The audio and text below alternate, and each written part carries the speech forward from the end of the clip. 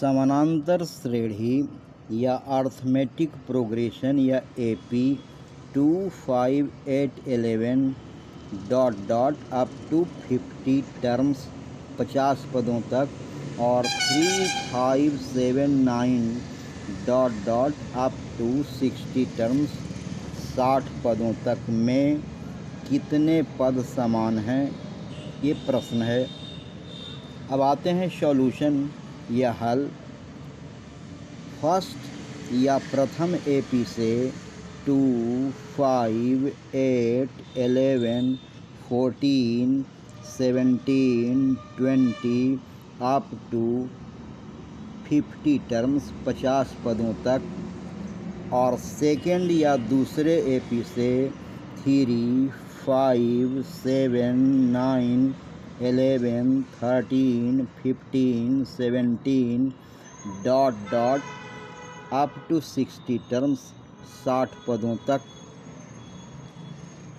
First and second अर्थात दोनों AP के समान पदों 5 देख रहे हैं, 5 दोनों में है, 11 दोनों AP में है, 17 दोनों AP में है।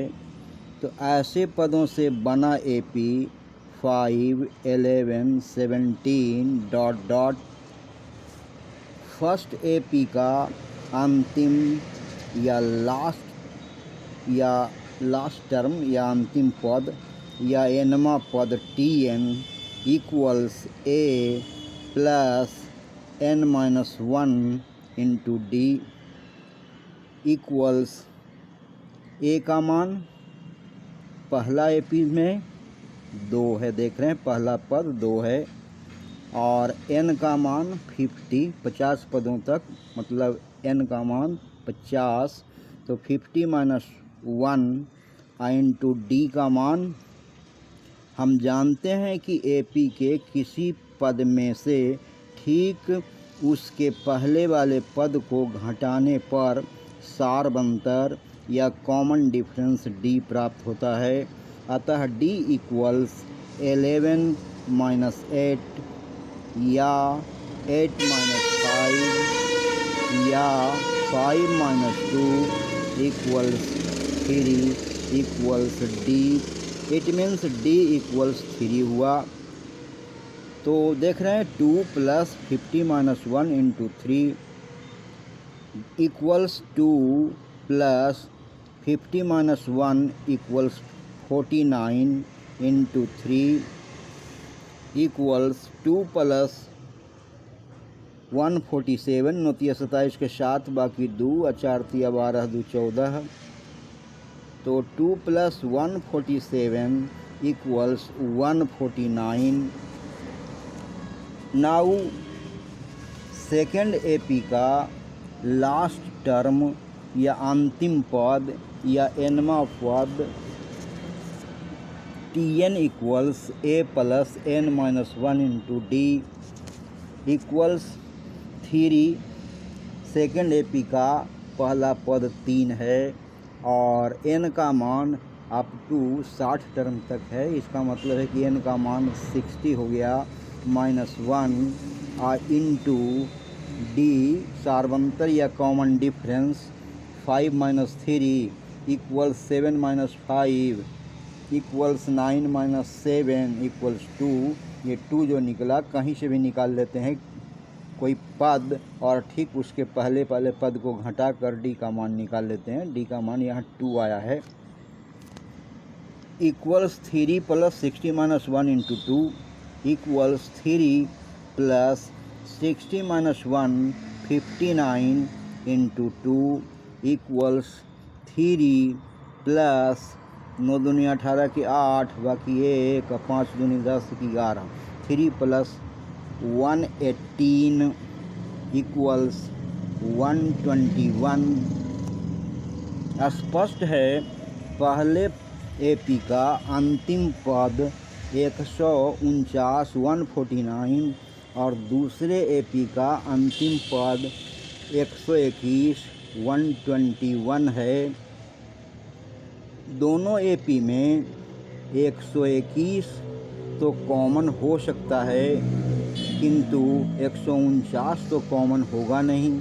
इसीलिए समान या उभयनिष्ठ या कॉमन टर्म से बने एपी का अंतिम पद 121 121 के बराबर या 121 से छोटा होना चाहिए।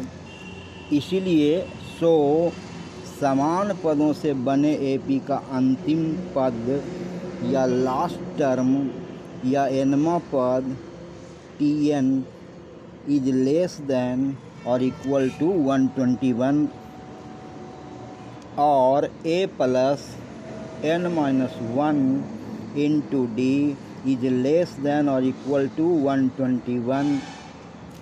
अब समान पदों से बना एपी का पहला पद 5 है या 5 है, प्लस n-1 और d का मान 17 माइनस 11 और 11 माइनस 5 इक्वल 6 इक्वल्स d है।